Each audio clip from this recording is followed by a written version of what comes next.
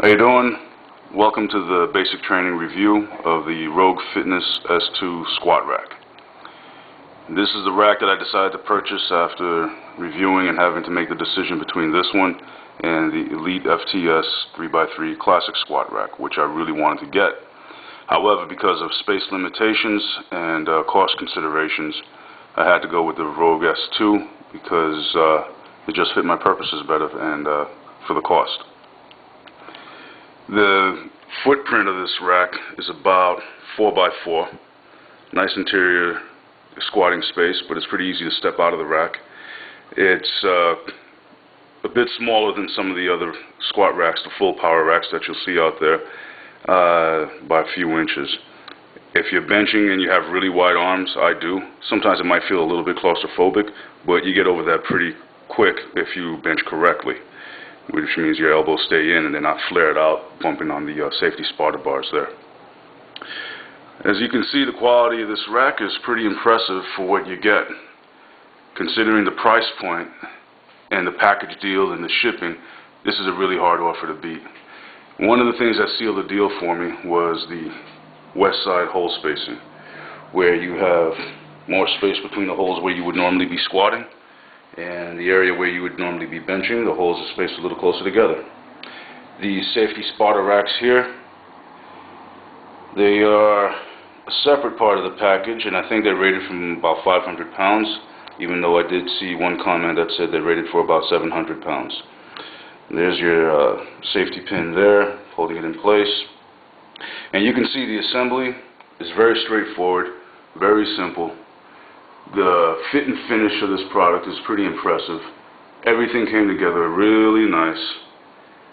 The bolts fit, no ill-fitting pieces of machinery. The welds were all nice and clean. There's a nice example there. You can take a look at where the welds are, up around the bar there. It's really well put together. Impressive for what you get for the money. Little markers for squats and benches there. I myself decided to put on extra rubber padding on the J-hooks and some additional rubber padding on the safety spotter arms because I live upstairs, and one of the considerations I had when trying to pick out a rack was noise. I can't drop this stuff and I can't slam it on metal because I don't want to get kicked out of my unit for making too much noise doing bench presses, rack pulls, and squats. I've got the pendly bumper plates to go with it. I ordered the beater bar and the basic bench that comes with the whole kit. All together, without the weights, it was about $1,000 out the door. It's really hard to beat this deal. Putting it together took me about an hour. The toughest thing is when you get each upright standing and just putting them together along the floor. Not a big deal. If you're strong enough to be working out and making this kind of a consideration, I'd imagine you could put it together yourself without a problem.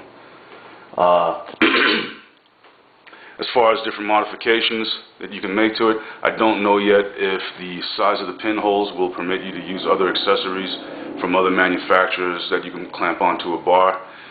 One thing I did note is that as far as plate storage, they do have one that you can put along the base of the rack from Rogue Fitness that would fit in the corner, but as you can see, mine is butted up against the wall. It wouldn't fit my purposes here because of my space limitations. This room that I've got is about 10 foot 11 inches by 11 foot 11 inches, so it's not that big.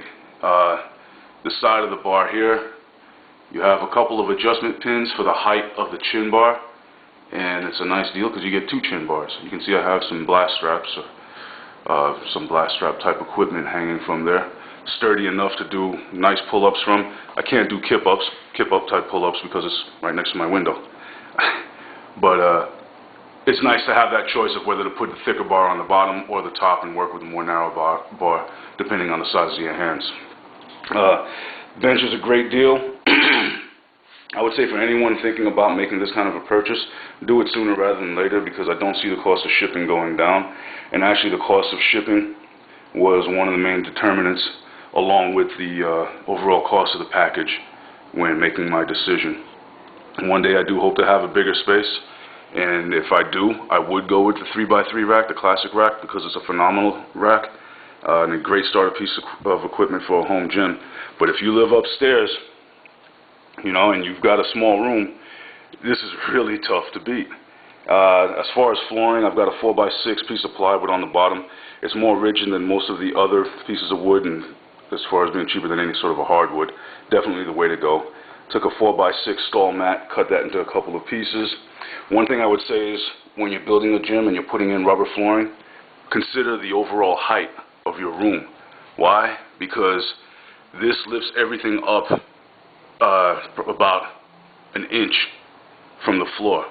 And if you've got a ceiling fan or anything else that drops from the ceiling, you have to remember this when you're doing overhead presses or kettlebell swings as well.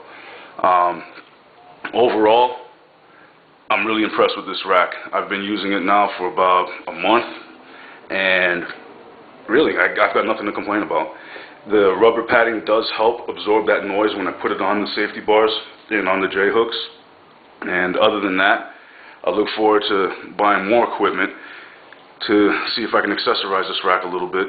And I look forward to years of good use with it.